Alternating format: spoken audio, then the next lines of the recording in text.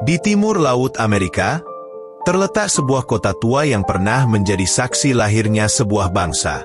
Philadelphia, kota para pendiri, tempat ditandatanganinya Deklarasi Kemerdekaan. Kota yang dikenal dengan Liberty Bell, jalan-jalan batu bersejarah, dan semangat kebebasan yang tak lekang oleh waktu.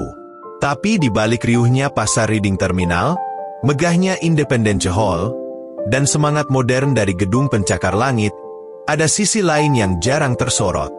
Di lorong-lorong sempit, di bawah jembatan, di sudut taman kota, ada mereka yang berjalan tanpa arah, tidur tanpa atap, dan hidup tanpa kepastian.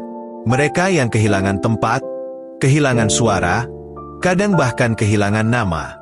Di kota ini, lebih dari 4.000 orang hidup tanpa rumah. Dan angka itu hanyalah permukaan dari kisah yang jauh lebih dalam. Tunawisma di Philadelphia bukan sekadar angka statistik. Mereka adalah bagian dari kota ini, dari sejarahnya, perjuangannya, dan masa depannya. Dalam 30 menit ke depan, kita akan mencoba mendengarkan mereka.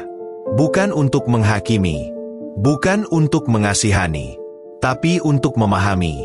Karena di balik setiap wajah yang terlupakan, ada cerita yang layak untuk didengar. Krisis tunawisma di Philadelphia bukanlah sesuatu yang baru. Tapi dalam beberapa tahun terakhir, masalah ini berubah dari mendesak menjadi darurat. Setiap malam, diperkirakan lebih dari 4.000 orang tidak memiliki tempat tinggal yang aman di kota ini.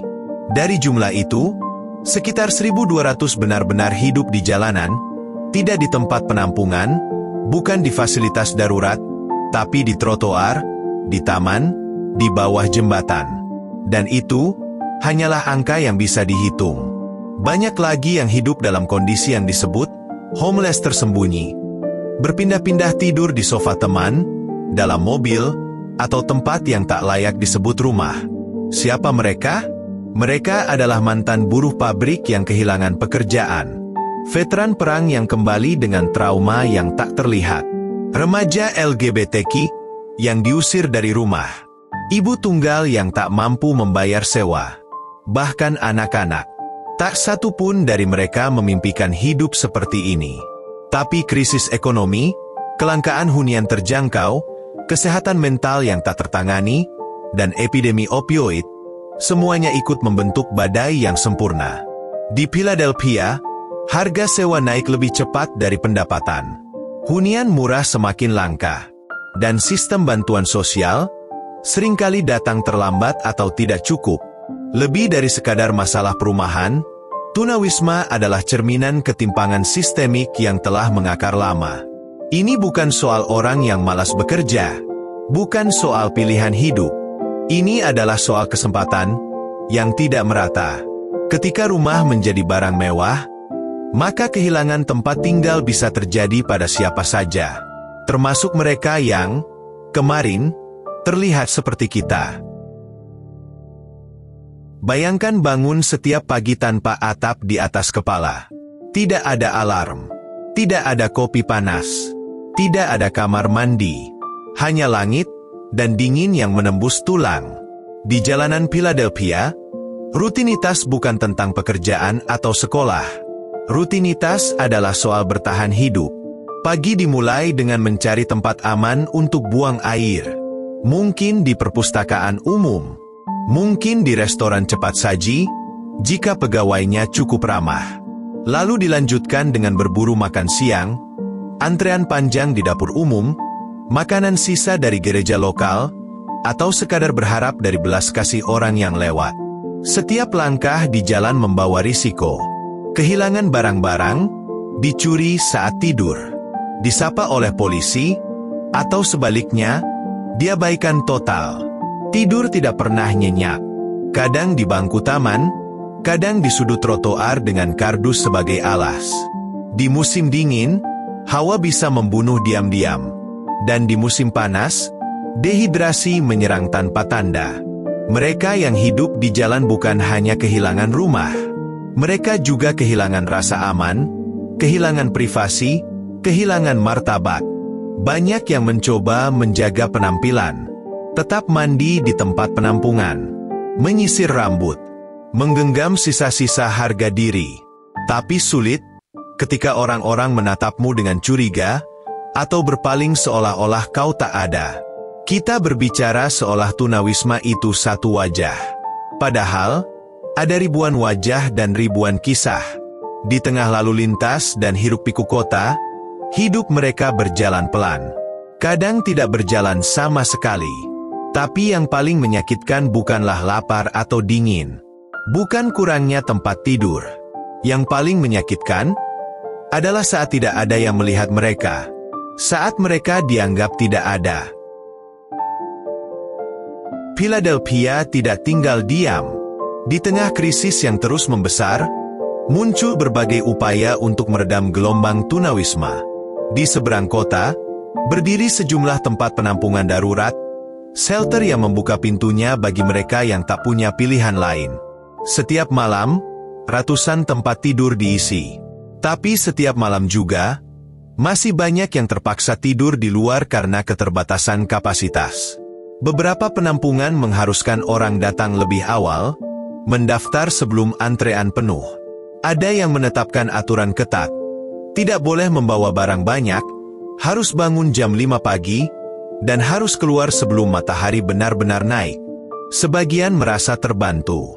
Tapi tak sedikit juga yang merasa tidak aman. Bagi beberapa orang, tinggal di jalan, meski berat, terasa lebih manusiawi daripada tidur berdesakan di ruangan penuh orang asing, tanpa privasi, tanpa ketenangan. Di balik sistem ini, ada ribuan pekerja sosial dan relawan yang terus berjuang. Mereka berjalan kaki ke lorong-lorong kota, membawa makanan, selimut, dan percakapan. Mereka mengenal nama-nama yang orang lain lupakan. Salah satu organisasi yang menjadi tulang punggung bantuan sosial di kota ini adalah Project Home. Sejak 1989, mereka membangun bukan hanya tempat tinggal, tapi juga harapan. Mereka percaya pada prinsip housing first, bahwa kebutuhan dasar akan tempat tinggal harus dipenuhi lebih dulu, sebelum berbicara tentang pekerjaan, terapi, atau rehabilitasi. Selain Project Home, ada Broad Street Ministry yang membuka pintu bagi siapapun yang butuh mandi, makan siang, atau sekadar didengarkan. Namun, semua ini belum cukup. Sistem ini bekerja keras, tapi menghadapi tantangan besar. Anggaran terbatas, birokrasi lambat, dan stigma sosial yang mengakar. Banyak yang tak bisa masuk shelter karena mereka membawa hewan peliharaan. Ada yang ditolak karena masalah kesehatan mental yang tak tertangani. Dan ada pula yang tak memenuhi kriteria tunawisma kronis, sehingga tak masuk prioritas. Ketika bantuan bergantung pada syarat dan kategori, maka banyak yang tergelincir di antara celah-celah sistem. Di atas kertas, bantuan tersedia. Tapi di dunia nyata, tidak semua yang butuh bisa menjangkaunya. Dan sementara proses menunggu bantuan berlangsung, hidup di jalan terus berjalan. Tanpa jeda, tanpa jaminan, tanpa rumah. Di sudut utara kota Philadelphia, ada sebuah lingkungan bernama Kensington.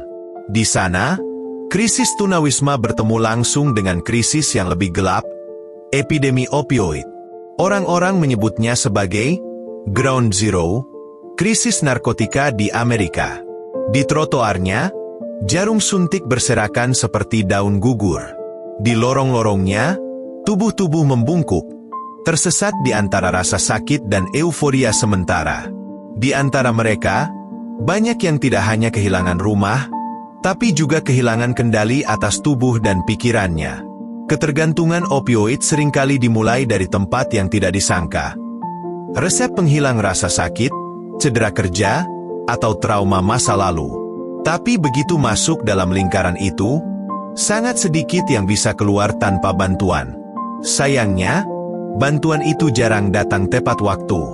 Sistem kesehatan mental di kota ini, seperti banyak tempat lain, kekurangan tenaga, kekurangan dana, dan penuh dengan daftar tunggu.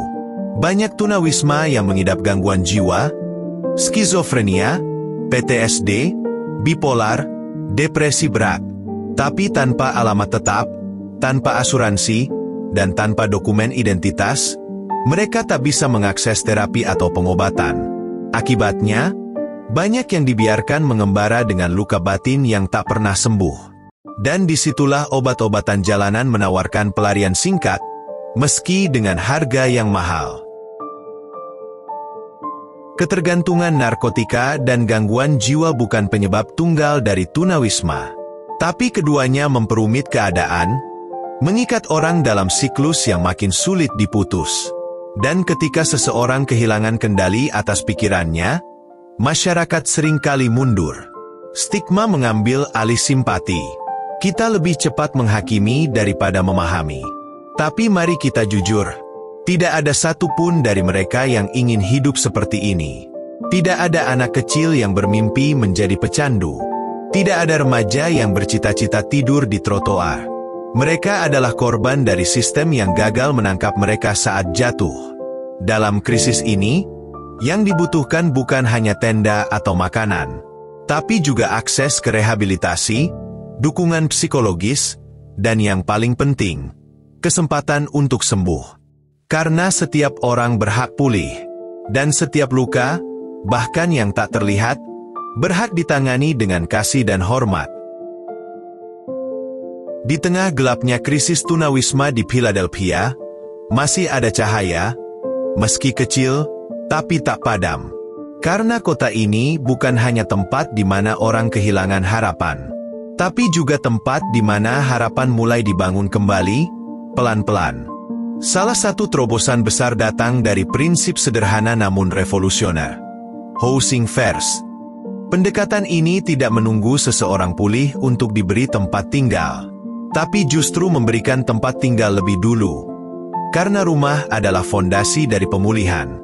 Organisasi seperti Project Home, Pathways to Housing Pact, dan Valley Youth House telah membuktikan bahwa ketika seseorang diberi tempat yang stabil, mereka lebih mampu mengatasi kecanduan, mengakses perawatan, dan mencari pekerjaan. Di lingkungan seperti Francis House of PAC, mantan tunawisma kini hidup dalam apartemen mungil mereka sendiri. Mereka memiliki kunci, pintu, nama di kotak surat, dan dengan itu, datang kembali martabat. Selain perumahan, muncul pula inovasi sosial. Seperti Broad Street Ministry yang tidak hanya membagikan makanan, tapi juga menciptakan ruang di mana orang dipanggil dengan nama mereka. Di sana, hubungan dibangun, kepercayaan ditanam. Layanan mobile klinik menjangkau mereka yang tak bisa datang ke rumah sakit, membawa dokter, perawat, dan konselor ke trotoar-trotoar kota. Ada pula program pelatihan kerja, usaha mikro milik mantan tunawisma, dan model komunitas transisi yang menekankan kolaborasi, bukan sekadar pemberian. Dan mungkin yang paling kuat, adalah cerita-cerita pemulihan. Tapi yang mereka butuhkan bukanlah rasa kasihan. Yang mereka butuhkan adalah kesempatan.